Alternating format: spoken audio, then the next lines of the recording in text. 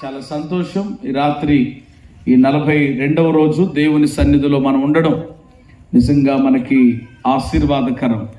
దేవుని వాక్యంలో ఒక మాట రాయబడి ఉంది, ఇది యెహోవా ఏర్పాటు చేసిన దినము గనుక దీని యందు మనము ఉత్సాహించి చెప్పండి ఏం చేయాలట, సంతోషించాలి. అలాగున ప్రతిరోజు దేవుని సన్నిధిలో మనం పరవశించడానికి, ఆనందించడానికి దేవుడు తన కృపను మనందరి ఎడల ఆయన విస్తరింప చేస్తూ ఉన్నారు. దాన్ని బట్టి కూడా నేను ప్రభువుకి మహిమ ఘనత చెల్లిస్తూ ఈ 42వ రోజు ఈ కుటుంబ క్షేమాభివృద్ధి కూడికను ఏర్పాటు చేసుకుని ఉన్న సియోన్ రాజుకి, తన కుటుంబానికి రాత్రి దేవుని సన్నిధిని ప్రేమించి ప్రభు పాదాల చెంతకు చేరి వచ్చినటువంటి దైవ బిడ్డలైనటువంటి మీ అందరికీ, అలాగే ఈ శబ్ద యంత్రం ద్వారా దేవుని మాటలు ఈ పరిసరాలలో ఉండి వింటున్న ప్రియులందరికీ కూడా నేను ప్రభు అయిన యేసయ్య నామములో నా ప్రేమ వందనములు తెలియచేస్తా ఉన్నాను. అమ్మ మీ అందరికీ వందనాలండి. అదే చేతులు కాస్త పైకెత్తి దేవునికి ఒక మంచి స్తోత్రం. హల్లెలూయా, హల్లెలూయా. మంచిది. దేవుని యొక్క వాక్యమును కొద్ది నిమిషాలు మనము ధ్యానం చేద్దాం. కాబట్టి శ్రద్ధగా, ఆసక్తిగా మీరు దేవుని మాటలు వినాలని మనవి చేస్తూ ఉన్నాను. మరి సియోన్ రాజులు చాలా చక్కగా, అంటే తనకి లైటింగ్ అలాగే సౌండ్ సిస్టమ్ ఇవన్నీ ఉన్నాయి కాబట్టి మొత్తం అన్నీ కూడా మొత్తం సెట్టింగ్ అంతా దింపేశాడు అనమాట. దేవునికి స్తోత్రం కలుగును గాక. చాలా సంతోషం. ఏది ఏమైనప్పటికీ కూడా మనము ఏమి చేసినను, బైబిల్ అదే చెప్తుంది కదా, మీరు భోజనము చేసినను పానము చేసినను దేని కొరకు చేయండి, అది దేవుని మహిమ కొరకు చేయాలి. అంటే మనము ఏ కార్యం చేసినా, అది ఏ విధంగా చేసినా గ్లోరీ చెప్పండి ఎవరికి వెళ్ళాలి అని అంటే అది దేవునికి మాత్రమే. హల్లెలూయా. అందుకని 115వ కీర్తనలో ఉంటుంది, మాకు కాదు యెహోవా, మాకు కాదు నీ కృపా సత్యములను బట్టి మీ నామమునకే మహిమ కలుగును గాక. ఏది చేతులెత్తి ఒక మంచి స్తోత్రం చెప్పండి. హల్లెలూయా. మీ ఆసక్తిని బట్టి, దేవుని సన్నిధి పట్ల మీరు కలిగి ఉంటున్న మక్కువను బట్టి నేను మిమ్మల్ని అభినందించకుండా ఉండలేకపోతా ఉన్నాను.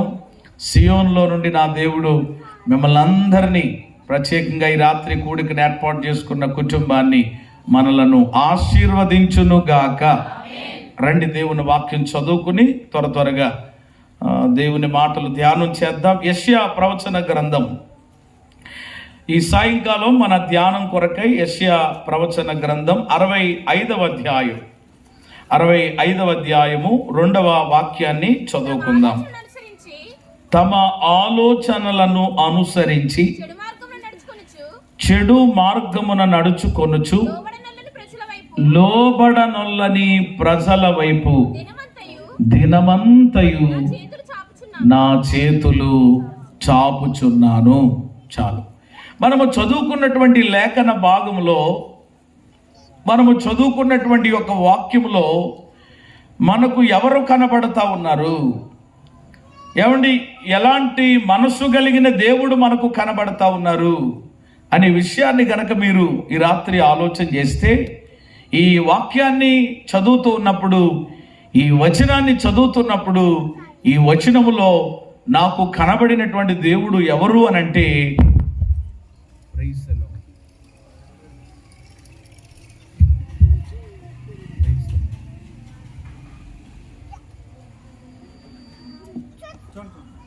Hello check hello praise the lord, praise the lord. దేవుని నామానికి మహిమ కలుగును గాక. మరొకసారి బిగ్గరగా స్తోత్రం చెప్పండి. హల్లెలూయా. ఎవరు అలా బిగిసిపోయి ఉండకండి, ఫ్రీగా ఉండండి, ఏం పర్వాలేదు. ప్రభు యొక్క సన్నిధిలో క్రిస్మస్ ఆరాధన జరిగేటువంటి ఈ స్థలంలో మరొకసారి ఈ విధంగా మరి కూడిక జరగటం కూడా చాలా సంతోషకరమైనటువంటి విషయం. మనం చదువుకున్నటువంటి యొక్క వాక్య భాగంలో మరి ఎలాంటి దేవుడు మనకు కనబడుతూ ఉన్నారు, గడిచినటువంటి దినముల నుండి మనం ఆరాధించేటువంటి దేవుడు ఏమై ఉన్నారో, ఆయన ఎలాంటి స్వభావం కలిగినటువంటి దేవుడు, ఎలాంటి మనసు కలిగినటువంటి దేవుడు మనము గమనిస్తూ అనేక విషయాలు నేర్చుకుంటూ ధ్యానం చేస్తూ వస్తూ ఉన్నాం. ఈ రాత్రి మనకి దేవుడిస్తున్నటువంటి ప్రత్యక్షత, ఎలాంటి దేవుడుగా ఆయన తన ప్రత్యక్షతనిస్తున్నారు అనంటే, ఈ వచనాన్ని బట్టి నాకు కనబడుతున్నటువంటి దేవుడు ఎవరు అనంటే, చేతులు చాపుచున్న దేవుడు. దేవునికి మహిమ కలుగును కాక. ఆమేన్ చెప్పండి అందరూ. హల్లెలూయా చెప్పండి అమ్మ. ఏ దేవుడండి? చేతులు చాపుచున్న దేవుడు. ఎవరి వైపు చేతులు చాపుతున్నారట ఆయన? తమ ఆలోచనలను అనుసరించి చెడ్డ మార్గంలో నడుచుకుంటూ దేవునికి ఏమవడం లేదు, లోబడ్డం లేదు. దేవునికి లోబడ్డం లేదు, వాళ్ళ ఆలోచనలను అనుసరిస్తున్నారు. పోనీ వాళ్ళ ఆలోచనలు అనుసరించి దేవునికి లోబడకుండా ఏమైనా ఒక మంచి మార్గంలో ఏమన్నా ప్రయాణం చేస్తున్నారా? ఒకసారి అలా పెట్టేసి తర్వాత ఉండి కథ కూర్చో అంత ఏదైనా పని. Praise the lord. దేవునికి మహిమ కలుగును గాక. ఆమేన్ చెప్తుంటే ఒకసారి హల్లెలూయా. దేవుని పని జరుగుతున్నప్పుడంట పక్కన ఎవరి పని జరుగుతుంది, దానికి కూడా సమాధానం ఇవ్వలేనటువంటి పరిస్థితులలో దేవుని పని జరుగుతున్నప్పుడు దెయ్యం పని కూడా పక్కన ఏదో రకంగా ఎలాగోలాగిన అది ఆపడానికో ఏదో జరగడానికి. కాబట్టి అందుకని ఇంక మనము ఎవరికి చోటు ఇవ్వకూడదు, ఎవరికి అవకాశం ఇవ్వకుండా చక్కగా ప్రశాంతంగా నాకు సరిపోయింది, ఇక సౌండ్ పెంచక్కర్లొద్దు దించక్కర్లొద్దు, నువ్వు మిగిలిన వ్యాపారాలు ఏమైనా ఉంటే నువ్వు చక్క పెట్టుకుని ప్రశాంతంగా దేవుని యొక్క వాక్యము మీరందరూ కూడా వినాలని ప్రభు పేరట నేను మీకు మనవి చేస్తూ ఉన్నాను. ఇక్కడ వీళ్ళు తమ ఆలోచనల్ని అనుసరిస్తూ ఉన్నారు. దేవునికి లోపడడం లేదు. ఈ రెండు చేస్తూ పోనేమైనా మంచి దారిలో ప్రయాణం చేస్తున్నారా? చక్కగా ఉన్నారంటే లేదు. వాక్యంలోనే మనం చదివాం, ఏమవుతున్నారట? చెడు మార్గమున నడుచుకొనొచ్చు. ఏ మార్గమున? చెడ్డ మార్గంలో నడుచుకుంటున్నారు. చెడ్డ దారిలో నడుస్తూ ఉన్నారు. ఒక మాటలో చెప్పాలంటే నాశనమునకు వెళ్ళేటువంటి ఆ దారిలో మార్గములో నడుస్తూ ఉంటుంటే అలాంటి వారి కొరకు కూడా మనము ఆరాధించేటువంటి దేవుడు ప్రేమ గలవాడు, జాలి గలవాడు గనక, ఒరే బాబు మీ ఆలోచనలు అనుసరించి నడిస్తే నడిచారు, ఒకవేళ నాకు లోబడకపోతే పోయారు, సరేలే, మీరు చెడ్డ మార్గంలోకి వెళుతున్నారు, మరణ మార్గంలోనికి వెళుతున్నారు, నాశనకరమైనటువంటి మార్గంలోనికి వెళ్ళిపోతున్నారు. అలా మీరు వెళ్ళిపోవడం నాకేమాత్రం కూడా ఇష్టం లేదు, రండి నా దారిలోనికి లేక నా మార్గంలోనికి అని ఆయన అలాంటి వారు కొరకు కూడా దేవుడట చెప్పండి ఏం చేస్తున్నారట? దినమంతా చేతులు చాపుతున్నారట. హల్లెలూయా. ఎప్పుడు చెప్పండి? కేవలం ఎప్పుడెప్పుడో కాదు, ప్రతిరోజు కూడా, ఎవ్రీడే దేవుడు అలాంటి ప్రజల కొరకు ప్రేమని దేవుని బిడ్డలారా ప్రేమతో ఆయన చేతులు లేక ఆయన కరములో చాపి ఆయన పిలుస్తూ ఉన్నారు. ఈ రాత్రి ప్రేమని దేవుని బిడ్డలారా దేవుడు మనకిస్తున్నటువంటి ప్రత్యక్షత, ఈ రాత్రి ప్రభు మనందరితో మాట్లాడుచున్నటువంటి మాట ఏమిటి అనంటే, ఈ రాత్రి మనం ఆరాధిస్తున్నటువంటి దేవుడు, నేను నమ్మిన దేవుడు, ప్రకటించుచున్నటువంటి దేవుడు ఎవరు అనంటే గనక చేతులు చాపుచున్న దేవుడు. మరోసారి చెప్పండి ఆ మాటను. ఇదే చోట కాకుండా మరొక స్థలంలో కూడా ఆ వాక్యాన్ని చదివి ముందుకు వెళదాం. మత్తయి సువార్త 23వ అధ్యాయము 37వ వాక్యాన్ని గనక చదివితే, మత్తయి సువార్త 23:37, యెరూషలేమా యెరూషలేమా, ప్రవక్తల్ని చంపుతా ఉన్నావు, నీ యొద్దకు పంపబడినటువంటి వారిని రాళ్లతో కొడతా ఉన్నావు. కోడి తన పిల్లలను తన రెక్కల కింద ఎలాగైతే ఉంటూ చేర్చుకుంటుందో అలాగే నేనును మీ పిల్లలను చేర్చుకొనవలనని ఉంటిని గాని మీరు విననొల్లక పోతిరి. ప్రియమైన దేవుని బిడ్డలారా, అక్కడ మనము చూచాం ఏమండి యెషయా గ్రంథములో చూచాం చేతులు చాపుచున్నటువంటి దేవుడు. ఇక్కడ కూడా స్వయంగా ఏమండి సాక్షాత్తు మన ప్రభు అయినటువంటి యేసయ్య యెరూషలేమా యెరూషలేమా అని చెప్పండి ఏం చేస్తున్నారు? కేకలు పెడుతూ ఉన్నారు. ఏం చేస్తున్నారండి? కేకలు పెడుతూ ఏమండి యెరూషలేమా యెరూషలేమా, ఎందాక నీవు ప్రవక్తల్ని చంపుతూ ఉంటావు, నీ యొద్దకు పంపబడినటువంటి ఆ ప్రవక్తల్ని రాళ్లతో కొడుతూ ఉంటావు. నువ్వేం చేసినప్పటికీ కూడా అక్కడేమో ఏమండి తమ ఆలోచనలు అనుసరిస్తూ దేవునికి లోబడడం లేదు. ఇక్కడేమో చెప్పండి ఏం చేస్తున్నారట? ప్రవక్తల్ని ఏం చేస్తున్నారట? చంపుతూ ఉన్నారట. వాక్యంలో మీరు చదివినటువంటి స్థలంలో. అయినప్పటికీ కూడా దేవుని యొక్క ప్రేమ ఎంత గొప్పది అనంటే, కోడి తన పిల్లలను రెక్కల కింద ఎలా చేర్చుకుని దాచుకుంటుందో అలాగుని నేను కూడా మిమ్మల్ని నా రెక్కల క్రింద చెప్పండి ఏం చేయాలనుకుంటున్నాను?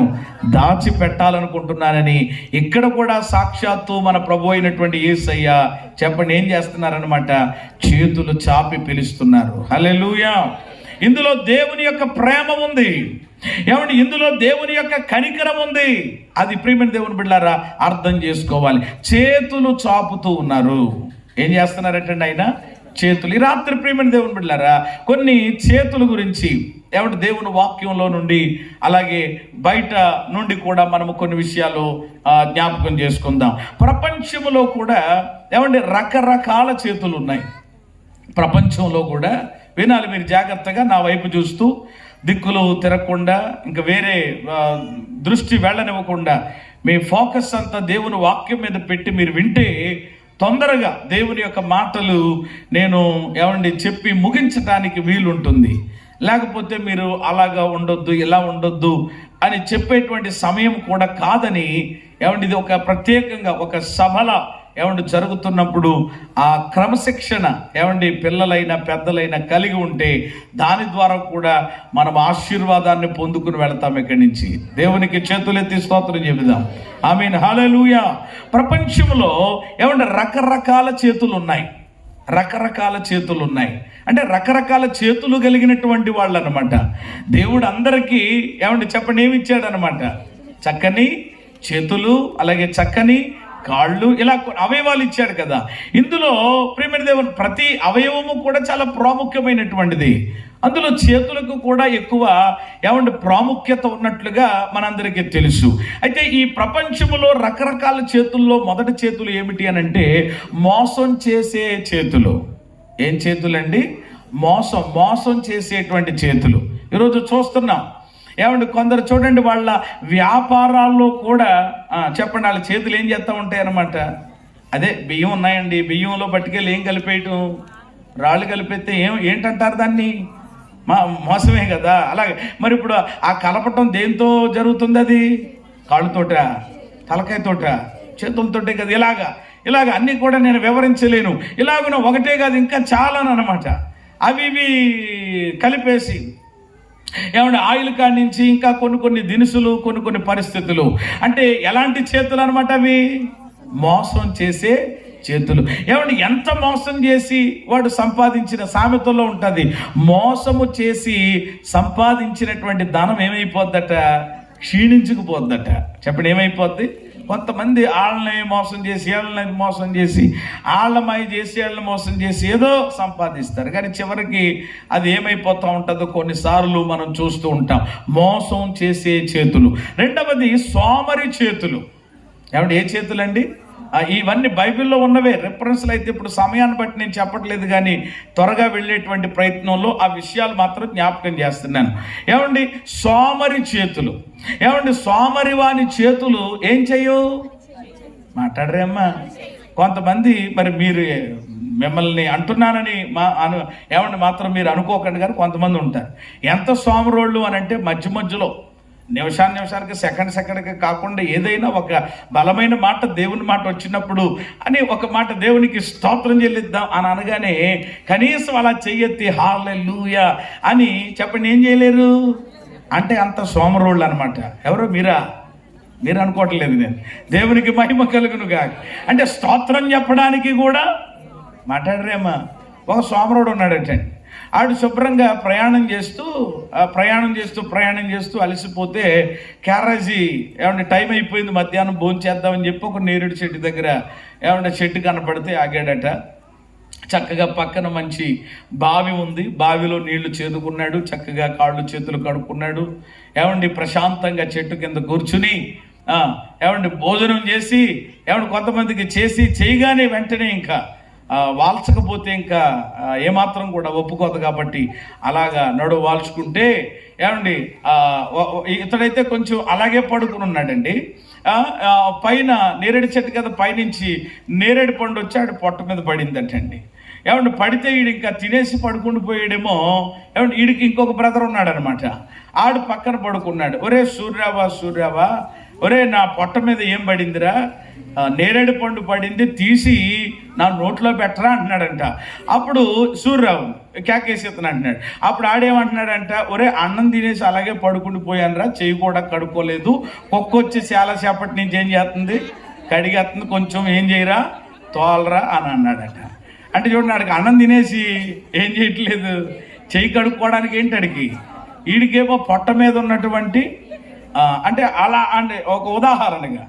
ఏమంటే మీరు అలాంటి వాళ్ళు కాదని నేను అనుకుంటూ ఉన్నాను. కానీ చాలామంది ప్రభుని స్తుతించడానికి సోమరితనం, ప్రార్థన చేయడానికి సోమరితనం, కాస్త లెగడానికి కాసేపు నిలబడితే ఏమైపోద్దు ఆరాధనలో కూడా ఇలాగున.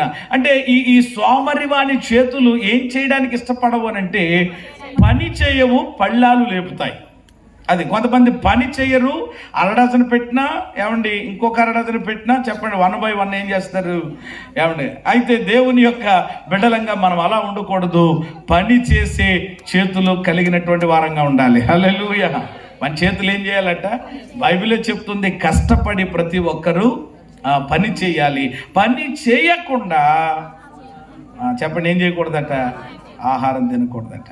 ఏమంటే ఆహారం తినాలంటే ఏదో ఒక పని, ఏదో పని, నువ్వు ఎక్కడికో వెళ్ళకపోవచ్చు, కనీసం కొంతమంది ఇంట్లో బోళ్ళ పని ఉంటుంది. సోమరులు అలాగే కూర్చుని ఏమి కూడా కనీసం ఇంట్లో పని కూడా చేయలేనిటువంటి వారిగా ఉంటారు. మనం అలా ఉండకూడదు. ఏమంటే ఇక మాట్లాడుకుంటే ఇక సోమరుడు వచ్చాడంటే ఎక్కడికో మనల్ని తీసుకెళ్ళిపోతాడు కాబట్టి నేను ఆగుతున్నాను. 1 ఏ చేతులు చెప్పండి, మోసం చేసే చేతులు. 2 సోమరివాణి చేతులు. 3వది కొట్టే చేతులు. ఏ చేతులు? కొంతమందికి ఈ చెయ్యి ఏంటంటే ఏం చేస్తూ ఉంటుందట, ఎప్పుడు ఏం చేస్తూ ఉంటుంది చెప్పండి, ఆడిస్తానే ఉంటుంది. పిల్లలను చూడండి, కొంతమంది చిన్న పిల్లలు ఉంటారు. నిజంగా కొన్నిసార్లు మరి వాళ్ళకి చెప్పాలి నెమ్మదిగా, పిల్లలు కదా. అందుకని చూడండి, కొంతమంది అలా కాదమ్మా, అల్లరి చేయకూడదురా, ఇలా ఉండరా అని చెప్పడానికి బదులు ఒక్కొక్కళ్ళు అవకాశం దొరకాలి కానీ ఇంకేం చేస్తూ ఉంటారు, ఇక బాధేయడమే. టపా టపా టపా టపా సౌండ్లు ఒక్కోసారి నాకు కూడా వినబడిపోతూ ఉంటాయి. దేవునికి స్తోత్రం కలుగునుగా. అక్కడ అంటే ప్రియమైన దేవుని బిడ్డలారా, ఏమండి ఏ చేతులు చెప్పండి, కొట్టి. ఎవరిని? పిల్లల్ని కాదు. అవసరమైతే ఇంకోటి చెప్తే మళ్ళీ అవాక్ అయిపోతారు, చెప్పను నేను మీకు. అది సీక్రెట్గా ఉంటుంది, అది రహస్యంగా ఉంటుంది అనమాట. ఏ చేతులు చెప్పండి, పెట్టే కాదు, కొట్టే చేతులు కొందరి ఉంటాయి. ప్రియమైన దేవుని బిడ్డలారా, అలాగే 4వదిగా చెప్పాలి అని అంటే దొంగిలించే చేతులు. ఏ చేతులు చెప్పండి, దొంగిలించే చేతులు. కొంతమందికి అదేంటో తెలియదండి. అలా దారి వెళుతున్నారనుకోండి, చెంబు కనబడినా, గ్లాసు కనబడినా, బకెట్ ఏది కనబడినా చాలు ఇంకాలకి. అది చిన్న పెద్దది అనేటువంటిది ఉండదు. ఇక పెద్ద వస్తువు చిన్న వస్తువు అనేటువంటిది ఉండదు. ఏమండి కంటికి కనబడితే చాలు వెంటనే ఏమవుద్ది అనమాట, లేపేయడమే. ఏ చేతులు అంటారు అట్లని? దొంగ చేతులు. ఇదేంటి మీరంతా సీరియస్గా ఉంటారండి? నేను మిమ్మల్ని ఏమంటలేదు. చేతులు ఎత్తి దేవునికి స్తోత్రం చెప్పు. మొన్న అనపర్తిలో ఒక సంఘటన ప్రియులు చెప్తున్నారు, మన ప్రసాద్ గారు వాళ్ళ ఇంటికి వెళ్ళినప్పుడు. ఒక మరి రెడ్ల కులస్తులో మరి చాలా రెడ్డిస్ అని అనగానే ఎక్కువగా వాళ్ళ దగ్గర ఉండేది ఏంటి చెప్పండి, బంగారం ఎక్కువగా ఉంటుంది, ఖచ్చితంగా డబ్బు ఎలాగని ఉంటుంది అని కూడా. అయితే తల్లిగారు ప్రియమైన దేవుని బిడ్డలారా, ఏదో పని మీద వెళ్ళినటువంటి పరిస్థితుల్లో ఆమె మెడలో ఉన్నటువంటి ఆ బంగారపు గొలుసును చెప్పండి ఏం చేశారంట, లాక్ని. ఈరోజు దొంగతనాలు అనేటువంటివి ఇదివరకు ఏమంటే ఏదో అర్ధరాత్రి ఇలాంటి పరిస్థితులు, ఈరోజు దొంగతనాలు ఎలా జరిగిపోతున్నాయి అని అంటే కనుక పట్ట పగలు జరిగిపోతున్నాయి. పట్ట పగలు సింపుల్గా ఏమంటే దొంగతనాలు కూడా ఈజీ అయిపోయింది అనమాట. ఒకసారి నేను ఒక వీడియోలో చూశాను, ఓ తల్లిగారు పాపం అలా వీధిలో నడుచుకుని వెళ్తుంది, పెద్ద ఆవిడ అనమాట, కాస్త పెద్దగా కుటుంబానికి చెందినటువంటి ఆవిడ. చక్కగా ఏమంటే ప్రియమైన వెళుతూ ఉంటుంటే ఆ మామగారిని బండి వేసుకుని వెళ్ళి ఆగి ఫలానా ఇంటికి వెళ్ళాలి, ఎలా వెళ్ళాలి ఏంటని మాటల్లో పెట్టి ఇలాగే వెళ్ళాలి బాబు, ఇలాగే వెళ్ళి ఇలా తిరగాలని చెప్తుంది అనమాట. అని తిరిగి అంతేనండి ఒకసారిగా పట్టుకున్నాడు. ఏంటి తాడు ఇంత లావు ఉందనమాట అండి. అది పాప పడిపోయింది ఆవిడ బాల్లో ఇలాగా ఏమండి ఎదరగా పడిపోయి ఏమండి మళ్ళా పైకి లేచి ఏమండి ఆ వ్యక్తిని పట్టుకుందామని చెప్పి గబగబా పరిగెడుతూ మళ్ళా ఏమండి చీర అడ్డం వేసేసి మళ్ళా ఎదరగా పడిపోయింది. నిజంగా చూస్తుంటేనే ఏం కలుగుతుంది, బాధ కలుగుతుంది. కానీ ఆడేం చేసాడు, ఆడికి ఏం కావాలన్నమాట, ఆ మనిషి పడిపోయిందా లేక పీక తెగిపోయిందా, రక్తం వస్తుందా, అవసరం లేదు. మొత్తం మీద మన చేతికి దొంగోడికి ఏంటిక చేతికి దొరికితే చాలన్నమాట. అలాగే రోజు ప్రియమైన దేవుని బిడ్డలారా, కొందరి చేతులు ఉంటాయి దొంగ చేతులు. చూస్తే చాలు దాన్ని సాయంకాలానికో పొద్దునకో శుభ్రంగా ఏం చేస్తారనమాట, మాయం చేస్తారు, చక్కపెట్టేస్తారు. మొన్న కాలనీలో ప్రియమైన దేవుని బిడ్డలారా చిన్న పని మీద సహోదరుని తీసుకుని వెళితే అక్కడ కొంచెం వాటర్ తడపడానికి ఉంటుందని మోటారు బిగిద్దాం అన్నట్లుగా నేను వెళితే వెంటనే పక్కనుండి తల్లిగారు వచ్చేసారు. ఏంటంటే పాస్టర్ గారు అంటే, అదేనమ్మా కొంచెం మోటార్ బిగిద్దామని అని అంటే ఆవిడ ఏమంటుంది తెలుసండి, పాస్టర్ గారు ఎందుకు చెప్తున్నానండి, ఎందుకంటే మీరు పరిచయం ఉన్నారు కాబట్టి, దైవ సేవకులు కాబట్టి చెప్తున్నాను. మీరు ఈ రాత్రి మోటార్ బిగించి వెళ్తారా, పొద్దునకి అది మాట్లాడరే ఉండదండి. అలా ఉంది ఆల్రెడీ మా డబ్బాలు చాలా చాలా చాలా అలాగే కాసుకుంటున్నామండి.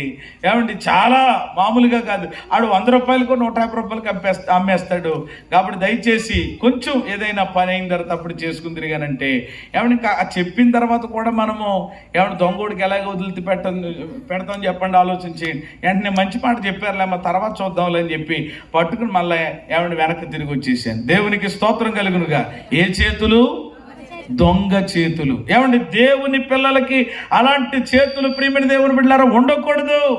కొంతమంది ఎంత భయంకరమనంటే కొన్నిసార్లు మనం చూస్తాం మందిరాల్లో. ఇప్పుడు ఆ విషయాలు నేను ఇప్పుడు జ్ఞాపకం చేయట్లేదు. తర్వాత ప్రియమైన దేవుని బిడ్డలారా చంపే చేతులు. ఏమండి 5వదిగా మీరు గమనించినట్లయితే ఏ చేతులు చెప్పండి, ఈరోజు ఇక దొంగిలించడం కాదు, మోసం చేయడం కాదు, పని చేయకపోవడం కాదు, ఆఖరికి ఏం చేస్తున్నారు, చేతులతో చంపేస్తున్నారు.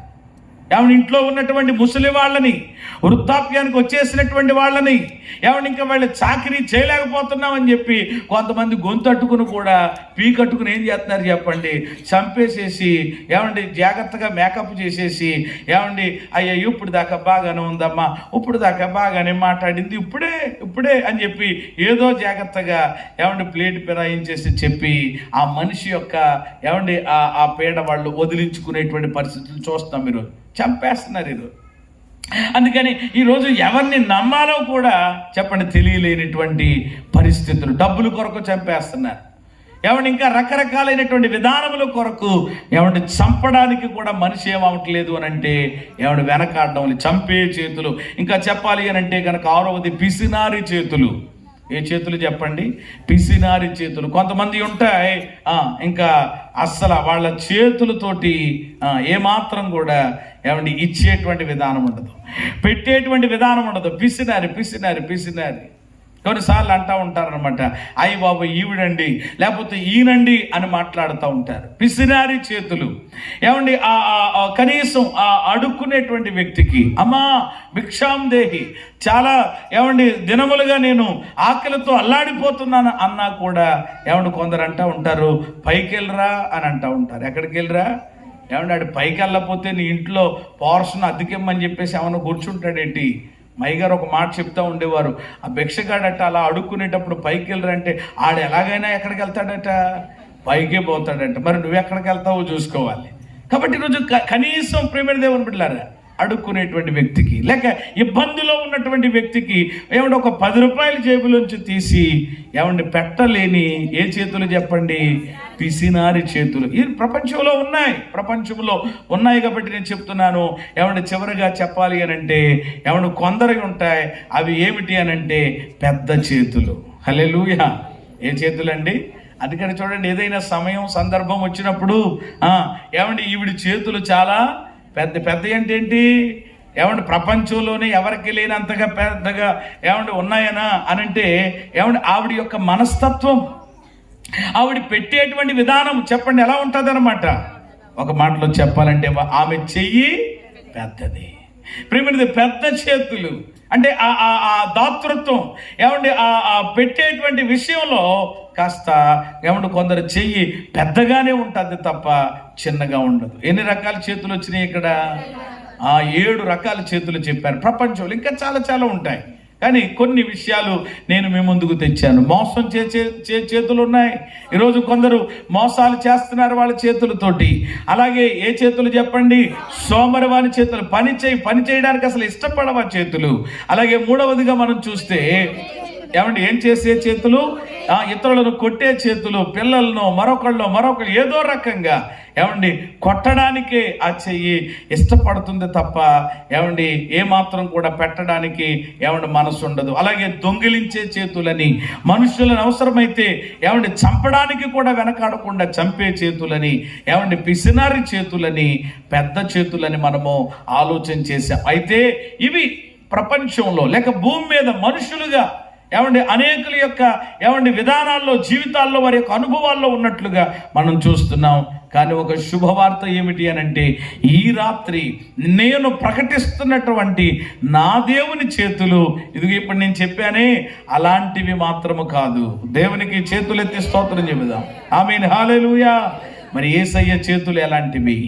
దేవుని చేతులు ఎలాంటివి? త్వరగా దేవుని వాక్యంలో నుండి కొన్ని మాటలు నేను మీకు జ్ఞాపకం చేస్తాను. చూడండి, మొట్టమొదటిగా ఏమండి రాత్రి నేను ప్రకటిస్తున్నటువంటి నా యేసయ్య చేతులు లూకాసు వార్త 4:40 ప్రకారం.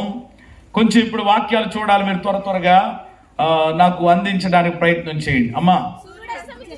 సూర్యుడు అస్తమిస్తా ఉండగా పీడించబడుతున్నటువంటి వారు వారందరూ ఆయన యొద్దకు తీసుకుని వచ్చిరి. అప్పుడు ఆయన వారిలో ప్రతి వాని మీద చేతులుంచి స్వస్థపరిచెను. హల్లెలూయా. ఏమండి ఇక్కడ మనం చదువుకున్నటువంటి లేఖన భాగంలో ఏమండి లూకాసు వార్త 4:40లో సూర్యుడు అస్తమించుచుండగా ఏమవుతున్నాడంటాడు? సూర్యుడు అంటే అప్పుడు ఏమవుతుందని అర్థం? సూర్యుడు అస్తమిస్తుంటే ఏమవుతుందండి? సాయంత్రం అయిపోతుంది. సాయంకాలం అయిపోతున్నప్పుడు కూడా యేసయ్య దగ్గరికి నానా విధములైనటువంటి రోగాల చేత పీడించబడుతున్నటువంటి వారందరినీ, రోగులందరినీ ఆయన దగ్గరికి తీసుకుని వస్తే, ఇదిగో సాయంకాలం అయిపోయింది, ఇప్పటికే ఉదయం నుండి నేను సువార్తను ప్రకటన చేస్తూ ఉన్నాను. ఉదయకాలం నుండి అనేకుల కొరకు నేనేం చేస్తున్నాను? ప్రార్థనలు చేస్తున్నాను. దయచేసి ఇప్పుడు కుదరదు, రేపు ఉదయం తీసుకురండి, రేపు ఉదయకాలం నేను వస్తాను అనే మాట అనకుండా సూర్యుడు అస్తమించుచు ఉండగా సాయంకాలం అయిపోతున్నప్పటికీ కూడా ఆయన యొద్దకు వచ్చినటువంటి రోగులందరి మీద, ప్రతివాని మీద అనే మాట ఎంత అద్భుతం అండి. ప్రతి వారి మీద ఆయన ఏముంచారట? చేతులుంచి చెప్పండి వారిని స్వస్థపరిచారు. కాబట్టి ప్రేమ దేవుని చేతులు ఎలాంటివి అని అంటే, నెంబర్ 1 మొదటిది స్వస్థపరిచే చేతులు. అమ్మ ఏ చేతులండి? నిన్ను స్వస్థపరిచే చేతులండి యేసయ్య చేతులు. నిన్ను బాగు చేసేటువంటి చేతులు. నీవు ఎలాంటి బలహీనతతో ఉన్నప్పటికీ, నీవు ఎలాంటి వ్యాధి చేత బాధపడుతున్నప్పటికీ కూడా ఇదిగో ఆయన యొద్దకు కనుక నీవు వస్తే ఆయన తప్పకుండా ఆయన చెయ్యుంచి నిన్నేం చేస్తాడు? ఆయన స్వస్థ. బైబిల్లో చాలా మంది ఉన్నారు కదా అలాగా. కుష్ఠరోగి యేసయ్య దగ్గరికి వచ్చాడు. ప్రభువా, నేనంటే ఎవరికి ఇష్టం లేదు, నీకు ఇష్టమైతే నన్ను ముట్టుకుని శుద్ధినిగా చెయ్యంటే వాక్యములు ఏమనుంది? ఏమండి, యేసు వానిని చూచి కనికరపడి చెయ్యి చాపి అని మార్కు సువార్త 1:40లో మీరు తర్వాత చదువుకోండి. ఏమి చాపి? చెయ్యి చాపి. అంటే అతన్ని ముట్టుకుని చెప్పండి ఏం చేశారు ఆయన? కుష్ఠరోగిని ముట్టుకోవడం కాదు, కనీసం చూస్తేనే ఏమండి ఏం కలుగుతుంది? అసలు ఇదివరకు రోజుల్లో కుష్ఠరోగి అడుక్కోవడానికి వస్తే ఊరు లోపలికి వచ్చినప్పుడు ముందుగా కేక వేస్తాడు, కుష్ఠరోగిని వస్తున్నాను హో, పై పెదవి విరుచుకుని కుష్ఠరోగిని వస్తున్నాను హో అని అంటే ఏమంటే ఆ లోపల ఉన్నటువంటి వాళ్ళు ఆ కేక విని ఓహో కుష్ఠరోగి వస్తున్నాడంట అని చెప్పి ఏదైనా ఒక ఏమంటే చెప్పలో లేక ఏదైనా వాళ్ళు ఉపయోగించలేనటువంటి పాత్రలో ఆ ఆహారం పెట్టేసి ఆ బయట రోడ్డు మీద పెట్టేసి ఏమన్నా లోపలికి వెళ్ళిపోయి ఏ వేసుకునేటువంటి వాళ్ళు తలుపులు వేసుకుని అలాంటి పరిస్థితి అసలు. అలాంటిది ప్రియమైన దేవుని బిడ్డలారా, మనుషులందరూ అసహించుకుంటున్నప్పటికీ కూడా నా యేసయ్య ఆ వ్యక్తిని చెయ్యి చాపి ఆయన చేతులతో ముట్టుకుని కుష్ఠరోగిని ప్రభు ఏం చేశారు, శుద్ధునిగా చేశారు. దేవునికి మహిమ కలుగును గాక. ఇలాగ ఒక్కరు కాదు, ఇద్దరు కాదండి, ఎంతో మంది వాళ్ళు ఆ వ్యక్తి కుష్ఠరోగా, ఆ వ్యక్తి గుడ్డివాడా, ప్రియమైన దేవుని బిడ్డలారా, ఆ వ్యక్తి పక్షవాత రోగా, ఇలాగ ఆ వ్యక్తి 18 ఏళ్ల నుండి నడుము వంగిపోయినటువంటి స్త్రీయ, ఇలా ఎంతో మంది వాక్యంలో కనపడతారు. చేతులుంచి యేసయ్య వారిని ఏం చేశారు చెప్పండి, స్వస్థపరిచాడు. కాబట్టి రాత్రి ప్రియమైన దేవుని బిడ్డలారా, నా యేసయ్య చేతులు నిన్ను ఏం చేసే చేతులు, స్వస్థపరుస్తాయి. ఏమంటే ప్రేమ, ఆయన నిన్ను స్వస్థపరిచేటువంటి దేవుడు. ఎలాంటి వ్యాధి అయినప్పటికీ కూడా ఆయన నిన్ను ముట్టి ఆయన నిన్ను స్వస్థపరచగలడు అనే విషయాన్ని గమనించాలి. రెండవదిగా ఏమండి మత్తయి సువార్త 17:7 ప్రకారం ఏమండి ఆయన చేతులు ఎలాంటివో కూడా నేను చెప్తాను స్పీడ్గా, పెద్ద ఎక్కువ వివరించకుండా నేను ముందుకు వెళ్తా ఉన్నాను. యేసు వారి యొద్దకు వచ్చి వారిని ముట్టి లెండి, భయపడకుడి అని చెప్పాను. చాలు. ప్రియమైన దేవుని బిడ్డలారా, ఇక్కడ ఈ విషయం మనందరికీ తెలిసినటువంటిదే. యేసయ్య రూపాంతరపు కొండ మీదకి వెళ్ళినటువంటి అనుభవం. ఏమంటే పేతురు, యాకోబు, యోహాను తీసుకుని రూపాంతరపు కొండ మీదకి వెళతారు. ఆయన రూపాంతరపు కొండ మీదకి వెళ్ళినప్పుడు ఆయన ముఖము ఏమంటే సూర్యుని వలె ప్రకాశించటం, అక్కడ ఒక అద్భుతమైనటువంటి ప్రత్యక్షత యేసయ్య పొందుకున్నట్లుగా ఆ యొక్క లేఖనాల్లో చూస్తాం. అదే సమయంలో ఆకాశం నుండి కూడా ఒక శబ్దం వినబడుతుంది అనమాట. ఏమండి ఈయనే నా ప్రియకుమారుడు, ఈయన యందు నేను ఆనందిస్తున్నాను అనేటువంటి మాట ఏమండి ఆకాశంలో నుండి వినబడినప్పుడు శిష్యులట ఆ మాట విని బోర్లబడి ఏమండి వాళ్ళు మిక్కిలి భయపడగా అని వాక్యంలో చూస్తున్నాం. ఏమంటే ఆకాశంలో నుండి ఒక గొప్ప శబ్దం రాగానే శిష్యులు వెంటనే చెప్పండి ఏమైపోయారట, మిక్కిలి భయపడిపోయారట. ఏమంటే మిక్కిలి భయపడిపోయి పడిపోయారనమాట వాళ్ళు ఒకసారిగా నా శబ్దానికి. అప్పుడు మన ప్రభు అయినటువంటి యేసయ్య చేసిన ఒక గొప్ప పని ఏమిటి అని అంటే వారి యొద్దకు వచ్చి వారిని ముట్టి లెండి, భయపడకుడి అని చెప్పాను. దానికి ముందు మనం ఇక్కడ ఏం చదువుతున్నామనంటే వారిని ముట్టి ఏం చేశారట, ముట్టారు అని అంటే ఏం చేశారు, ఏమంటే ముట్టడానికి ఏం వాడాలి, ఏమంటే చేతులు వాడాలి కదంటే చేతులతో వారిని ముట్టి లెండి. ఎందుకు భయపడ్డారు అనంటే దాన్ని బట్టి మనం అర్థం చేసుకోవాల్సినటువంటి విషయం, ఆయన చేతులు ధైర్యపరిచే చేతులు. హల్లెలూయా చెప్పండి. ఏం చేసే చేతులు, ధైర్యపరిచే చేతులు. మీరు ఎప్పుడైనా గమనించారా, ఒక వ్యక్తి బలహీనుడైపోయి ఒక వ్యక్తి ప్రియమైన దేవుని బిడ్డలారా ధైర్యము చెడి అతనుకున్న బలహీనతను బట్టో, అతనుకున్నటువంటి వ్యాధిని బట్టో, అతనుకున్నటువంటి రుణ సమస్యలను బట్టో, ఆర్థిక ఇబ్బందులను బట్టో ఒక వ్యక్తి భయపడిపోయి గడగడలాడిపోతున్నాడు అనుకోండి. ఏమండి అలాంటి సమయంలో గనక ఏమండి ధైర్యము కోల్పోయినప్పుడు మనం వెళ్ళి వెంటనే ఆయన భుజం మీద చెయ్యి వేసి ఏం పర్వాలేదు నాయన, మనకెవరున్నారు, ప్రభు ఉన్నారు అని చెప్తే ఆ వ్యక్తి గుండెల్లో ఏం కలుగుతుంది, మాట్లాడరేమా? ఎప్పుడైనా అలాగ మీరు చేశారా? ఏమండి ఎవరి భుజాన్నైనా తట్టారా? ఏమండి ఎవరి భుజాన్నైనా తట్టి ఏం పర్వాలేదు గడిచిన దినమున ప్రియమైన దేవుని బిడ్డలారా, దేవుడు నాకు ఇచ్చినటువంటి తలంపును బట్టి ఏమంటే మరొక నూతన సంవత్సరాన్ని దేవుడు నాకు అనుగ్రహింపజేశారు కనుక ఈరోజు ఏదో ఒక మంచి పని ఏమంటే చెయ్యాలి. ఏమండి ఎవరో ఒకరికని దేవుని ఆత్మ ప్రేరేపించబడినప్పుడు ఏమంటే అనపర్తి గవర్నమెంట్ హాస్పిటల్కి వెళ్ళి ప్రియమైన దేవుని బిడ్డలారా అక్కడ ఉన్నటువంటి పేషెంట్లందరినీ కూడా ఉదయకాలం ప్రియమైన దేవుని బిడ్డలారా వెళ్ళి ప్రతి బెడ్ దగ్గరికి వెళ్ళి ఏమంటే ఏదో కలిగినటువంటిది వాళ్ళ చేతులు పెట్టి వెంటనే ప్రార్థన చేసేటప్పుడు మామూలుగా చేయాలనిపించలేదు నాకు ఎందుకు. ఏమండి బ్రదర్స్ అయితే కనుక పురుషులు వాళ్ళ భుజాల మీద ఏమంటే చేయి పెట్టి ఏమంటే ప్రియమైన దేవుని బిడ్డలారా వాళ్ళ కొరకు ప్రార్థన చేసి వెళతా ఉంటుంటే వాళ్ళ ముఖాలలో ఏమంటే గొప్ప సంతోషాన్ని నేను చూశాను. దేవునికి మహిమ కలుగునుగా.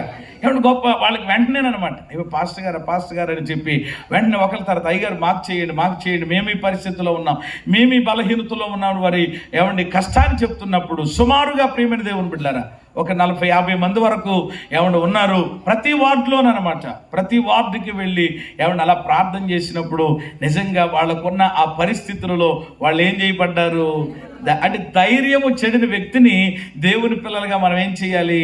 నువ్వు ఏం చేయక్కర్లొద్దు, 1,00,000 రూపాయలు మొట్ట ఇవ్వక్కర్లొద్దు. ఒక వ్యక్తి ఇబ్బంది పడిపోతున్నాడానికి ఏం పర్లేదని ఒకసారి భుజం మీద చెయ్యాలగా రాగానే ఒకసారి కానీ ఏమొస్తుంది అంటే మనిషి చెయ్యెత్తేనే అలాగొస్తే మరి ఇప్పుడు ఈయన ఎవరైనా ఏమంటే దేవుడే చేయేస్తే ప్రియమైన దేవుని బిడ్డలు ఆలోచించి ఆయన చేతులు, రెండవది ధైర్యపరిచే చేతులు, మూడవది మనందరికీ తెలిసినటువంటి సందర్భం ఏమంటే యేసు ప్రభుల వారు మరి ఒక అరణ్య ప్రాంతానికి ఆయన వెళ్ళారని తెలుసుకుని ప్రజలందరూ అక్కడికి వచ్చేసినటువంటి పరిస్థితుల్లో 3 దినాలు అయిపోతా ఉంది, వాళ్ళు తినడానికి ఏమీ లేదు.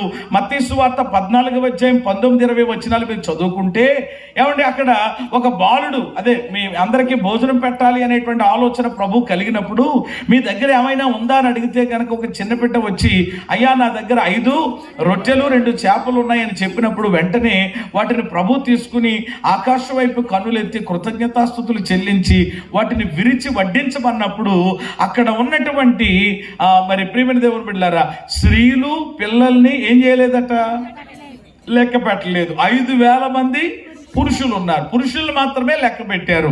ఏమండి ఇంకా స్త్రీలు పిల్లలు ఎంతమంది ఉంటారో ఆలోచన చెయ్యండి. ఈ 5,000 మంది పురుషులు స్త్రీలు పిల్లలు అందరూ తినగా ఇంకా ప్రియమైన దేవుని బిడ్డలారా మూడవ మాట నేను చెప్తున్నాను, సమృద్ధినిచ్చే చేతులు. హల్లెలూయా. ఏమిచ్చే చేతులు అంటే ఆ 5 రొట్టెలు 2 చేపలు ఎవరి చేతుల్లోకి వచ్చినప్పుడు, యేసయ్య చేతుల్లోకి వచ్చినప్పుడు ఆ చిన్న బాలుడు వచ్చి పెట్టినప్పుడు ఏం జరిగింది అని అంటే అక్కడున్న వాళ్ళందరూ తినగా ఇంకా ఏమైంది, మిగిలింది. కాబట్టి ప్రియమైన దేవుని బిడ్డలారా ఆయన చేతుల్లో పెట్టినది ఏదైనా కానీ అదేమవుతుందన్నమాట, ఇంకా దీవించబడుతుంది, ఇంకా మిగులుతాది. ప్రియమైన దేవుని బిడ్డలారా ఆలోచించే సమృద్ధినిచ్చేటువంటి చేతులు. అదే మత్తయి సువార్త 14వ అధ్యాయము 30వ వచనంలో ఒక సంఘటన మనకు తెలుసు. అదే మత్తయి 14:30లో గాలిని చూచి భయపడి మునిగిపోసాగి ప్రభువా నన్ను రక్షించుము అని కేకలు వేసినప్పుడు వెంటనే యేసు చెయ్యి చాపి అతనిని పట్టుకుని అల్ప విశ్వాసి ఎందుకు సందేహపడితివని అతనితో చెప్పిన. చాలు. ఇక్కడ జరుగుతున్నటువంటి సంఘటన యేసు ప్రభుల వారు ఆ అర్ధరాత్రి వేళ నీళ్ల మీద నడుచుకుంటూ వచ్చేస్తున్నారట. ఆయన ఏమంటే నీళ్ల మీద నడుచుకుంటూ వచ్చేస్తుంటుంటే ప్రియమైన దేవుని బిడ్డలారా ముందు భయపడ్డారు భూతం అనుకుని, కానీ తర్వాత నేనే అని ప్రభు చెప్పిన తర్వాత అప్పుడు పేతురు అంటారు ప్రభువా నీవే అయితే నీళ్ల మీద ఏమంటే నడిచి నీ దగ్గరకు రావడానికి నాకేమివ్వు, సెలవివ్వు అని అడిగినప్పుడు సరే దానికే ఉందిరా అని చెప్పగానే వెంటనే పేతురు గారు చక్కగా ఆ ధోనిలో నుండి కాలు తీసి ఎక్కడ పెట్టారట, ఏమండి సముద్రం మీద పెట్టాడు. సముద్రం పెడితే ఎలాగుంది, రోడ్డు మీద పెట్టినట్లుంది, గచ్చు మీద పెట్టినట్లుంది. ఏమండి ఓహో భలే ఉందని చెప్పి మరొక కాలు తీశాడు, చక్కగా యేసు వైపు చూస్తున్నాడు, అడుగులు వేసుకుని ముందుకు వెళ్ళిపోతున్నాడు. బాగానే ఉంది. ఈ లోపల పక్కనే వచ్చిందట ఏదో గాలి వస్తుంది ఒక్కోసారి, కొన్ని దిక్కుమాలని గాలులు. చెప్పండి మన ఫోకస్ని ఏం చేయడానికి, పక్కకి మళ్ళించడానికి ఏదో గాలి. మళ్ళా గాలులన్నీ చెప్పాను అనుకోండి, ఇప్పుడు మళ్ళా ఏమంటే చాలా ఇదైపోద్ది అనమాట. నేను అక్కడికి వెళ్ళిన మొత్తం మీద ఏదో గాలి.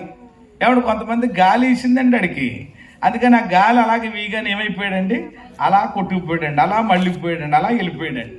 ఏదో రకరకాల గాలులు ఉంటాయి కదా, ఆ గాలిని చూచి ఈయనకి ఏం కలిగిందట, భయం వచ్చేసిందట. అప్పటిదాకా బాగా నడిచాడు కదా, అప్పటిదాకా రోడ్డు మీద నడిచినట్లుగానే ఉంది కదా, ఏమండి నీళ్ల మీద నడుచుకుని వెళ్ళాడు కదా. ఏమండి ప్రపంచంలో ప్రియమైన దేవుని బిడ్డలారా నీళ్ల మీద నడిచినటువంటి వ్యక్తుల్లో రెండవ వ్యక్తి ఎవరైనా ఉన్నారు అని అంటే అది ఎవరని చెప్పుకోవాలి, పేతురే కదా. అలాంటి అద్భుతం జరిగింది కదా, కానీ గాలిని చూసి ఏమైపోయాడట, భయపడి మునిగిపోసాగాడట.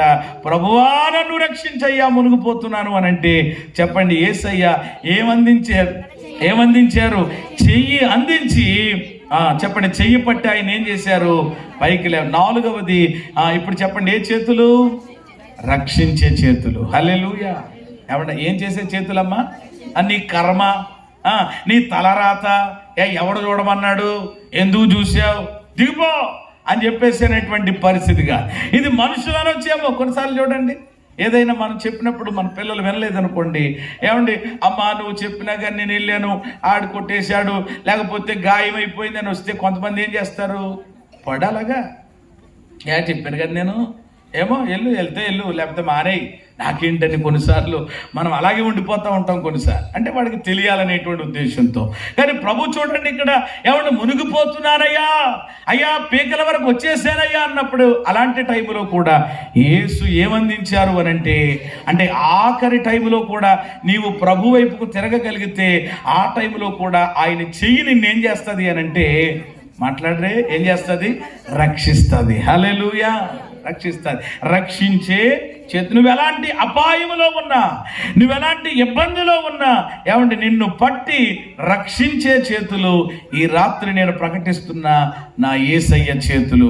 5వది 119వ కీర్తన 73వ చరణం. 119వ కీర్తన 73వ చరణంలో దావీదు అంటారు, లేక కీర్తనాకారుడు అంటారు, నీ చేతులు నన్ను నిర్మించి నాకు రూపును ఏర్పాటు చేశాయి అని అన్నారు. ఏమంటే వినండి ప్రియమైన దేవుని బిడ్డలారా, ఇక్కడ ఈయన పాడుతూ దేవుని స్తుతిస్తూ అంటున్నటువంటి మాట ఏంటంటే, దేవా నీ చేతులు నన్ను ఏం చేశాయి, నిర్మించాయి. నిర్మించడమే కాదు, నాకు ఒక రూపాన్ని కూడా ఏర్పాటు చేశాయి. ఇప్పుడు ప్రియమైన దేవుని బిడ్డలారా, 5వది నిర్మించే చేతులు. ఏ చేతులు చెప్పండి, నిర్మించే చేతులు. దేవుడు ప్రియమైన దేవుని బిడ్డలారా, సియోన్ రాజు ఏమండి మరి షారోని దేవుడు ప్రేమించి వారికి ఇచ్చినటువంటి ఏమంటే 2వ బిడ్డని, ఏమంటే 2వ కుమారుడు మనోహ మరొక నూతన వస్త్రములోనిగా బిడ్డ అడుగు పెట్టాడు. కానీ ఆ బిడ్డ తల్లి గర్భములో ఉండగానే, తల్లి గర్భములో పిండముగా ఉన్నప్పుడే చెప్పండి దేవుని చేతులు ఆ బిడ్డను ఏం చేశాయి, నిర్మించాయి. ఏమంటే చక్కని రూపాన్ని ఏర్పాటు చేశాయి. హల్లెలూయా. ఆ బిడ్డననే కాదు, ఇక్కడ కూర్చున్నటువంటి ఏమంటే మనల్ని అందరినీ ఎవరి చేతులు నిర్మించాయి, మన నిర్మాణకుడు ఎవరు, ఆయనే నిర్మించి మనకేం ఏర్పాటు చేశాడు, రూపాన్ని ఇచ్చాడు. కాబట్టి మనం ఎలాగున్నాం, ఇలాగున్నాం. దేవుడే గనక ప్రియమైన దేవుని బిడ్డలారా, ఏమంటే మనకు రూపాన్ని ఏర్పాటు చేయకపోతే, దేవుడే గనక మనకు రూపాన్ని గనక ఇవ్వకపోతే, ఏమంటే ఎలా ఉండేది అనమాట పరిస్థితి. ఏమండి దేన్నో చూసి జడుచుకోవడం కాదు, ఒకళ్ళొకళ్ళు చూసుకుని ఏమైపోతారనమాట, జడిచిపోయే పరిస్థితి. కానీ అది లేకుండా దేవుడు ఏం చేశాడు, ఎవరికి ఏ రూపం ఇవ్వాలో వాళ్ళకి ఇచ్చాడు. దేవునికి స్తోత్రం చెప్పండి. నల్లోళ్ళే అని అనుకుంటాం కొన్నిసార్లు కొంతమంది, నలుపే కానీ చెప్పండి వాళ్ళు ఎలా ఉంటారు, మాట్లాడరేమా, చాలా చక్కగా ఎలా ఉంటారట, కళగా ఉంటారట. దేవునికి స్తోత్రం. పాస్టమ్ గారు మంచి సమాధానం చెప్పారు. ఏమంటే నల్లగా ఉన్నా వాళ్ళ ముఖం చెప్పండి ఎలా ఉంటుంది, కళగా ఉంటుంది. ఏమంటే నల్లగా ఉన్నా ఏమంటే రంగు కానీ వాళ్ళ హృదయం ఎలాగుంటుంది, తెలుపుగా ఉంటుంది. హల్లెలూయా. కొంతమంది ఏంటంటే ఎంత ఎర్రగా ఉన్నా కానీ మరి హృదయం ప్రియమైన దేవుని బిడ్డలారా. కాబట్టి ఇవన్నీ నలుపు ఏమంటే రంగులు అనేటువంటిది కాదు. ఏమంటే ఏ రంగులో ఉన్నప్పటికీ కూడా ఎవరికి ఇచ్చేటువంటి ప్రియమైన దేవుని బిడ్డలారా ఆ యొక్క ఏమంటే ఆ రూపాన్ని ఏమంటే దేవుడే ఇచ్చారు. ఆయన చేతులు మనలను చెప్పండి ఏం చేసే చేతులు, నిర్మించిన చేతులు. హల్లెలూయా. ఇంకా నేను త్వరగా ముందుకు వెళ్తా ఉన్నాను సమయాన్ని బట్టి. లూకాసు వార్త 7వ అధ్యాయము 13-14 వచనాలు కనుక మీరు చదివితే, అక్కడ ప్రియమైన దేవుని బిడ్డలారా నాయను విధవరాలు మనకు కనబడుతుంది. తనకు ఒకే ఒక్క కుమారుడు ఏమంటే అప్పటికే ఆమె భర్తను కోల్పోయి విధవరాలుగా, ఏంటి నా బ్రతుకు, ఏంటి నా జీవితం ఎలాగైపోయిందని బాధపడుతూ ఉండగా సడన్గా ఏమంటే వాళ్ళ యొక్క మరి ఒకే ఒక్క లేక ఉన్నటువంటి బిడ్డ కూడా ఆ చనిపోయినటువంటి పరిస్థితుల్లో ఆ బిడ్డను పాడి కట్టుకుని తీసుకుని వెళతా ఉన్నారు. ఏమంటే పాడి కట్టుకుని మోసుకుని వెళ్ళిపోతా ఉన్నారు.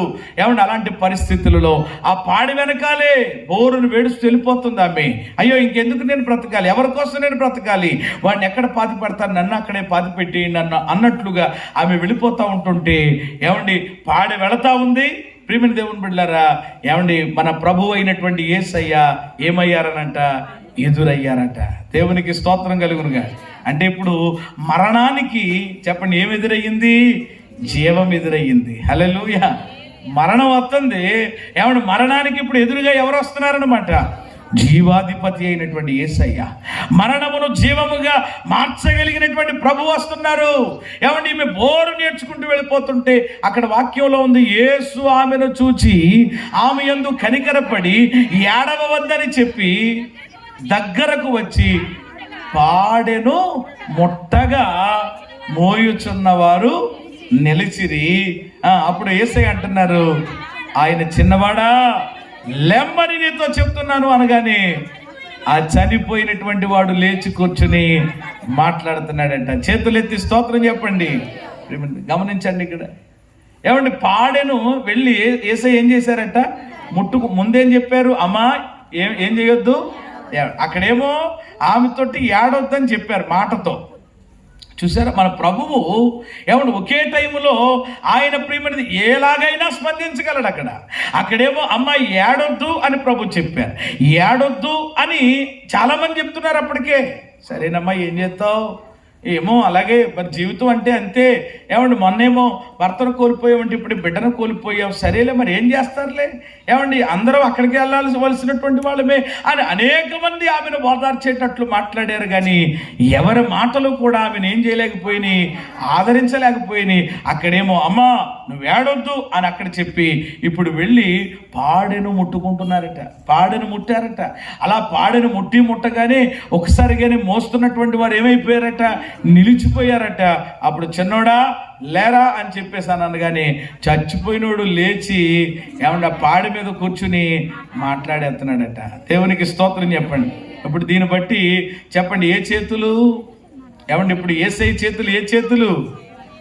అప్పుడు దాకా ప్రియమైన దేవుని బిడ్డలారా నిర్జీవం. అప్పుడు దాకా పాడి మీద ఏముందో చెప్పండి, నిర్జీవం. యేసయ్య ప్రియమైన దేవుని బిడ్డలారా చేతులు తాకగానే ఏమండి నిర్జీవమైనటువంటి ఆ పాడిన ప్రభు ముట్టగానే చెప్పండి ఇప్పుడు ఏమైందనమాట, జీవం వచ్చింది. కాబట్టి ఏ చేతులు అని అంటే జీవమునిచ్చు చేతులు. హల్లెలూయా. ఇక బ్రతికించే చేతులు అనుకోవచ్చు, జీవమునిచ్చే చేతులు అనుకోవచ్చు. ప్రేమ ఈరోజు చాలా మంది జీవితాల్లో ఏమండి ఆధ్యాత్మికంగా కూడా చూసిన కొంతమంది ఏమండి జీవించుచున్నామన్న పేరుకే జీవిస్తూ మృతతుల్యమైనటువంటి అనుభవాల్లో నడుస్తూ ఉన్నారు.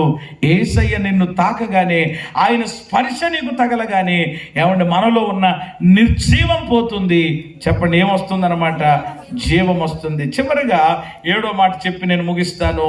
ఆయన చేతులు ఎలాంటి చేతులు అనంటే మార్కు సువార్త 10:16 ప్రకారం, ఏమంటే మార్కు సువార్త 10:16 ప్రకారం ఆ బిడ్డలను ఎత్తి కౌగిలించి వారి మీద చేతులుంచి వారిని ఆశీర్వదించెను. హల్లెలూయా. ఏమి చేశాను, ఏం చేశారటమ్మా, ఎలాగా, చేతులుంచి. ఏం చేసి, చేతులుంచి. కాబట్టి చివరిదిగా ఈ 7వ మాట నేను చెప్తా ఉన్నాను. చెప్పండి ఆయన చేతులు ఏ చేతులు అని అంటే ఆశీర్వదించే చేతులు. కొందరట తమ బిడ్డల్ని ముట్టాలని యేసయ్య ముడితే, యేసయ్య మా బిడ్డల మీద చేతులు పెడితే మా బిడ్డలు ఏం చేయబడతారు, దీవించబడతారు, మా బిడ్డలు ఆశీర్వదించబడతారని చెప్పి కొంతమంది తల్లిదండ్రులు తమ చిన్న బిడ్డలను చెప్పండి ఎక్కడికి తీసుకొచ్చారట, యేసయ్య దగ్గరకు తీసుకుని వచ్చారట. ఏమంటే తీసుకొచ్చినటువంటి ఆ బిడ్డలను ప్రభు అయినటువంటి యేసయ్య ఆయన చేతులతోటి తీసుకుని ఎత్తుకుని కౌగిలించుకుని వారి మీద చెప్పండి ఆయన చేతులుంచి వారిని ఏం చేశారు, ఆశీర్వదించారు. రాత్రి ప్రియమైన దేవుని బిడ్డలారా, మరొక నూతన సంవత్సరం అడుగు పెట్టినటువంటి మనోహాను కూడా, ఆ చంటి బిడ్డను కూడా దేవుడు ఆశీర్వదించబోతున్నాడు. ఒక విషయం తల్లిదండ్రులకి ఇక్కడ మీరు వినాలి. ఏమంటే మన పిల్లలు ఆశీర్వదించబడాలి అనంటే, మన పిల్లలు దీవించబడాలి అనంటే, మన పిల్లలు ఒక మంచి భవిష్యత్తు కలిగి ఉండాలి అనంటే, ఏమంటే ఎప్పుడు వారు ఆశీర్వదించబడతారు అనంటే తల్లిదండ్రులుగా ఏం చేయాలి, మన బిడ్డలను చెప్పండి ఏం చేయాలి, ఆయన యొద్దకు తీసుకుని రావాలి. హల్లెలూయా. ఎక్కడ తీసుకురావాలి? కొంతమంది ఏం చేస్తారు తెలుసా, ఎంత మంచి తల్లిదండ్రులు వాళ్ళు. ఏమండి ఆదివారం రోజు నాడు ఏమండి ఆరాధన ఉన్నా, సండే స్కూల్ ఉన్నా, ఏమున్నా కొన్నిసార్లు చూడండి, కొంతమంది పిల్లలు నాటకాలు వేస్తూ ఉంటారు కొన్నిసార్లు అనమాట. ఏమీ లేకపోయినా కానీ ఇంటి దగ్గర ఉండి ఆడుకుందాం, టీవీ చూద్దాం, సెల్ ఫోన్ చూద్దాం అని చెప్పి, అమ్మ కడుపులో నొప్పి వచ్చేస్తుందమ్మా, లేకపోతే తల ఏదో చెప్తే అప్పుడు వీళ్ళు ఏం చేస్తారనమాట, సరేలర్ అయితేనే మేము గుడికి వెళ్ళి వస్తాం, నువ్వు శుభ్రంగా లోపల ఆడుకో అని చెప్పి సెల్ ఫోన్ ఇచ్చో.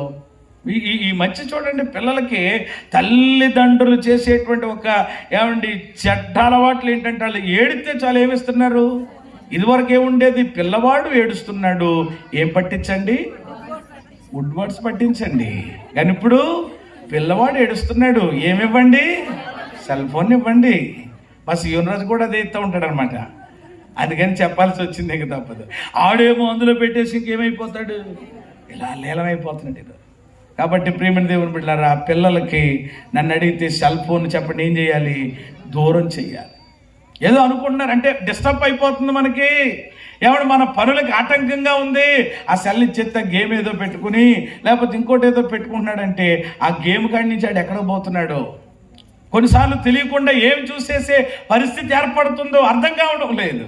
కాబట్టి ప్రియమైన దేవుని బిడ్డలారా, కొందరు చేసే పని వాళ్ళు ఏదో ఇలాగని చెప్తే వాళ్ళకి సెల్ ఫోన్ ఇచ్చేసో లేకపోతే టీవీ పెట్టుకోమని చెప్పేసో వాళ్ళు విడిచిపెట్టేసి వచ్చేస్తూ ఉంటుంటే వాళ్ళ ఇంటి దగ్గర వేరే విధానాల్లో చెడిపోయేటువంటి ప్రమాదం ఉంది. కాబట్టి అవసరమైతే ఏం చేయాలి, ఏం పర్వాలేదు, మనం మందిరానికి వెళ్తున్నాం కాబట్టి పాస్టర్ గారు ప్రార్థన చేస్తారు, తగ్గిపోద్ది వచ్చేయని చెప్పి వాడికి ఎలాంటి పరిస్థితి ఉన్నా శుభ్రంగా తీసుకుని ఏం చేయాలి, మందిరానికి తీసుకొచ్చేయాలి. దేవునికి స్తోత్రం చెప్పండి. మంచి తల్లిదండ్రులు ఏం చేస్తారు, మంచి తల్లిదండ్రులు పిల్లల్ని ఏం చేస్తారు, మందిరానికి తీసుకొస్తారు. చెడ్డ తల్లిదండ్రులు వదిలేస్తారనమాట. ఊరమ్మడి పొత్తుల్లాగా తిరగండ్రా మీ ఇష్టం అని చెప్పేశారంటే. అందుకనే బైబిల్ చెప్తుంది, బాలుడు నడవవలసిన త్రోవను నేర్పుము, వాడు పెద్దవాడైన తర్వాత దానిని అది లోకంలో ఏమన్నారనమాట, మొక్కై వంగనిదే మ్రానై, అది ఇది ఒకటేనమాట. ప్రియమైన దేవుడు అంటే వాళ్ళు సరవ్వాలి, వాళ్ళు సెట్ అవ్వాలి, వాళ్ళు చక్కగా దైవభక్తులో ముందుకు సాగాలి అని అంటే బాలుడు అంటే చిన్న వయసులో బాల్యములో ఉండగానే మనం వేయాల్సినటువంటి పునాది ఏమిటి, వాళ్ళని ఎక్కడికి తీసుకుని రావాలి, మందిరానికి. వాళ్ళని ఎక్కడికి పంపించాలి, సండే స్కూల్కి పంపించాలి. అందుకే సరిగ్గా సండే స్కూల్కి రాలేని పిల్లలు చూడండి కొంతమంది త్రాగుడికి రకరకాల వ్యసనాలకు లోనైపోయి ఇప్పుడు ఇంకా చెట్లలాగా ఎదిగిపోయిన తర్వాత ఇంకాడికి ఏం చెప్తే అర్థమవుతుంది. అందుకని చూడండి, చిన్ననాటి నుండి కూడా ఈ సండే స్కూల్ యొక్క పునాదిలో పెరిగినటువంటి పిల్లలు, ఆడపిల్లలైనా మగపిల్లలైనా వాళ్ళకి మామూలుగా వాళ్ళకి సండే స్కూల్ ఉండదు, ఆరాధన ఉండదు, ఏముండదు. ఎప్పుడో ఈస్టర్కో లేకపోతే క్రిస్మస్కో ఆయా కార్యక్రమాలకు అప్పుడప్పుడు కనబడి ఊరి మీద తిరిగేటువంటి వాళ్ళకి చెప్పండి ఏముంటుందన్నమాట, తేడా ఉంటుంది. మనమే చూస్తాం వాళ్ళని, చాలా మంది మనకు కనబడుతూ ఉంటారు.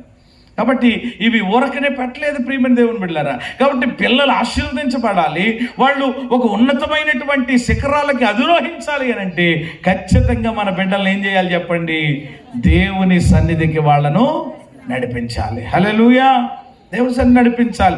అందుకని ఇక్కడ చూడండి, వాళ్ళని యేసయ్య దగ్గరికి తీసుకుని వచ్చారట.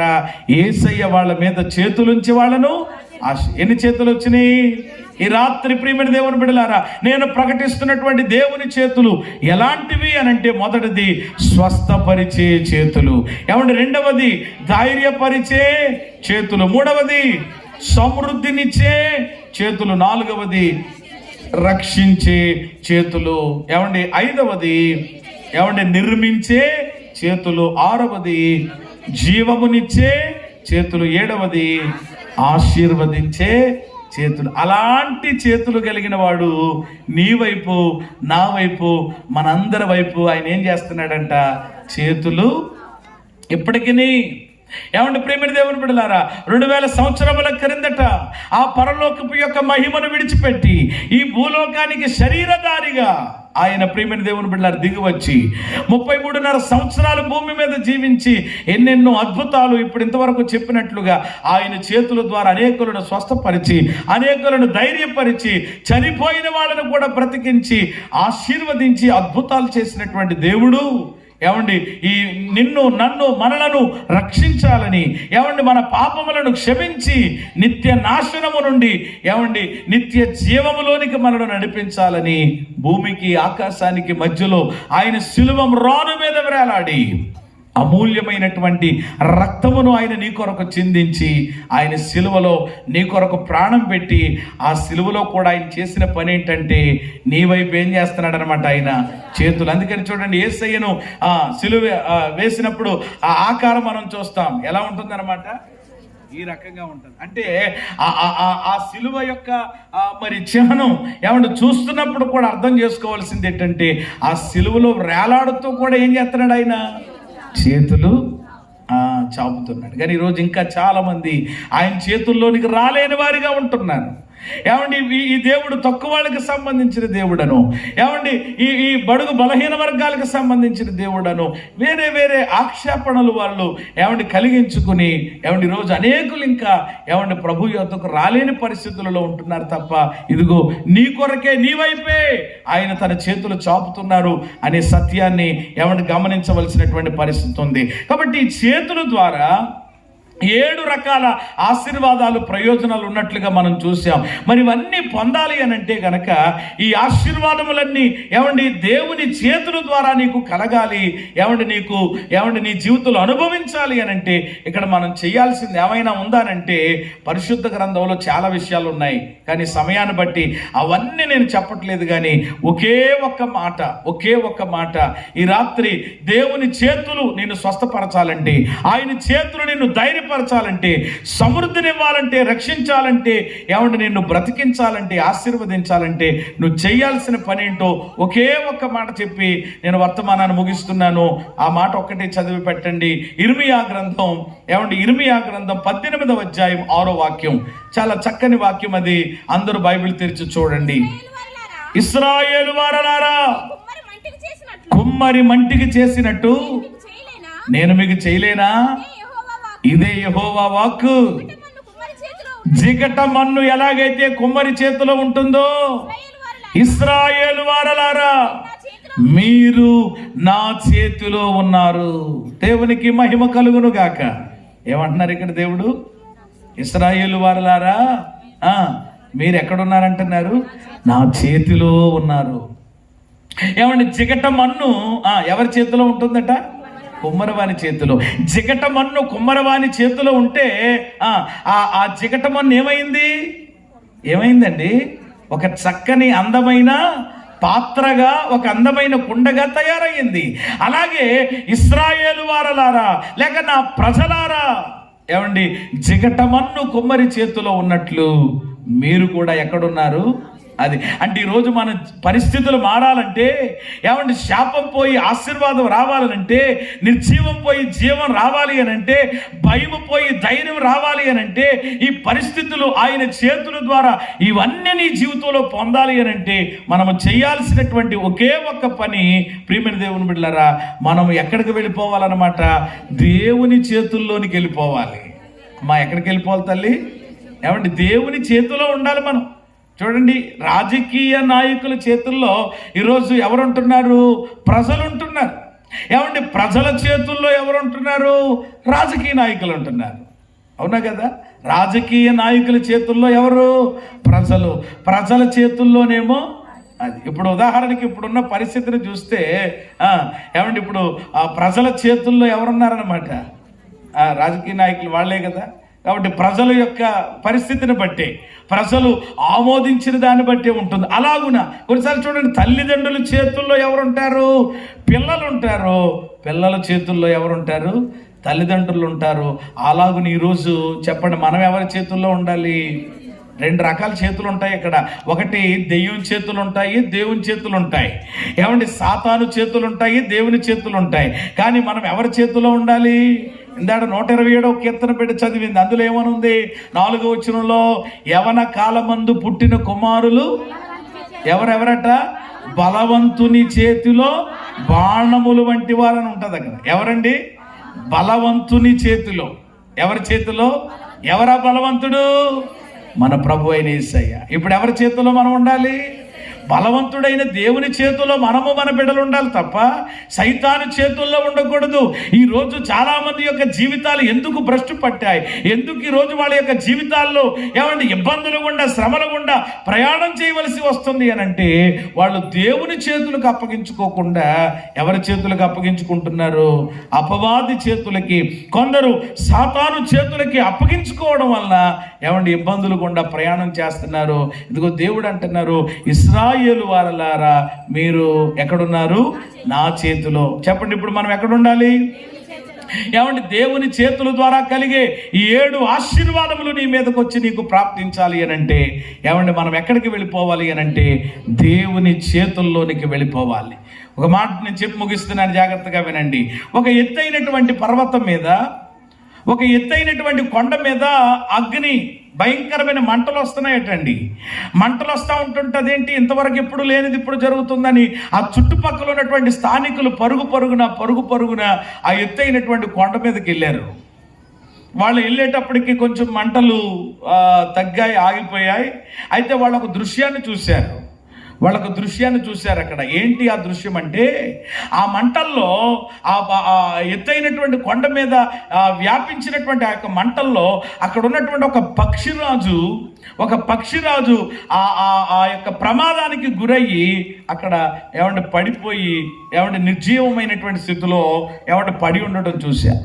అయ్యయ్యో, చాలా పెద్దది పక్షిరాజు, ఏమండి ఇక్కడ ఏమండి పడిపోయినట్టుంది, ఈ మంటల్లో కాలిపోయినట్టుందని చెప్పి ఒక వ్యక్తి, అయ్యో ఇది చనిపోయిందా ఏంటి అని అంటే వాస్తవానికి అది చనిపోయింది, ఒకసారిగా దాన్ని పట్టుకొని చూద్దామని చెప్పి ఎలాగున ఏమండి అప్పటికే దాని యొక్క ఈకలన్నీ కూడా, రెక్కలన్నీ కూడా కాలిపోయి ఉంటే దాన్ని ఒకసారి ఎలా పట్టుకుని అలాగా ఏమండి పక్కకి జరిపి చూసేటప్పటికి ఏమండి ప్రియమైన దేవుని బిడ్డలారా, ఆ లోపల నుండి ఏమండి ఆ పక్షిరాజు యొక్క క్రింద ఏమంటే ఆ రెక్కల్లో నుండి సజీవంగా కొన్ని పక్షిరాజు యొక్క పిల్లలు బయటికి బిలబిలమంటూ బయటకు వచ్చాయంట.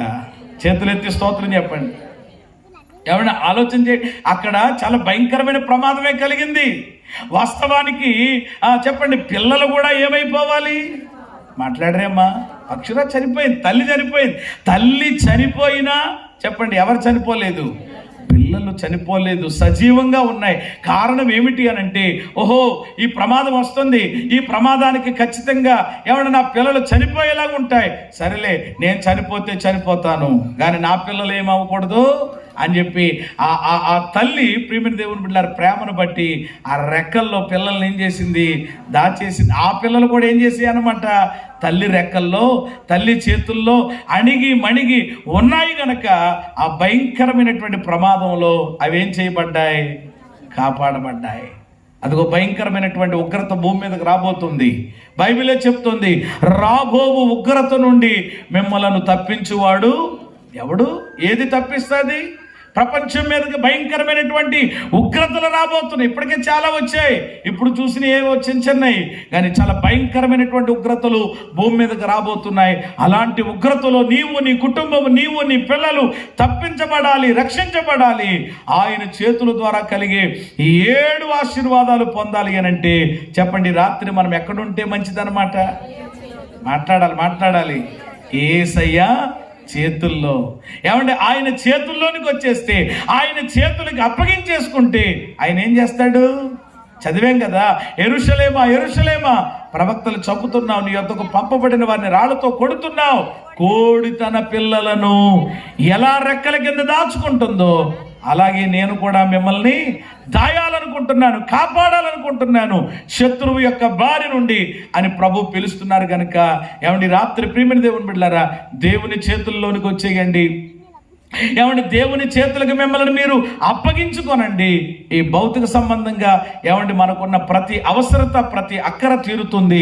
అంత మాత్రమే కాదు, ఈ లోకాన్ని విడిచిపెట్టినటువంటి తరువాత ఏమండి ఆ నిత్యత్వాన్ని, ఆ పరలోకపు రాజ్య భాగ్యాన్ని ప్రభు మనకిస్తారు కనుక ఏమండి రాత్రి మనకు ప్రత్యక్షమవుతున్నటువంటి దేవుడు ఎవరు అంటే చేతులు చాపుచున్న దేవుడు. అందరూ చెప్పండి సరి మాట, ఏ దేవుడు?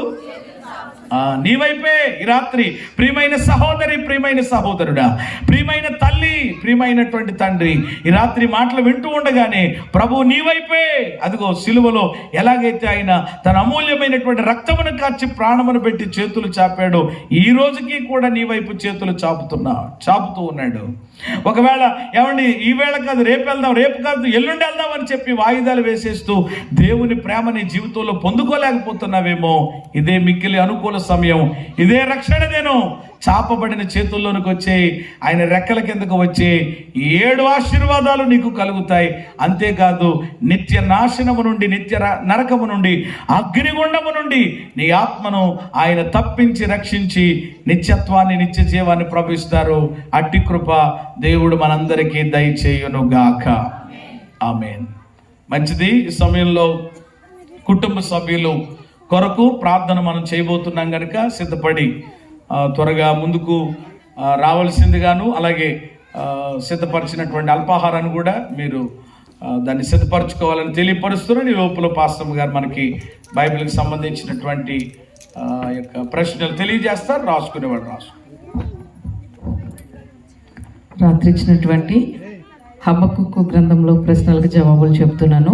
మొదటి ప్రశ్న, ఈ గ్రంథంలో ఎవరి బానిసత్వం కనిపిస్తుంది అనేసనంటే కల్దీయుల బానిసత్వం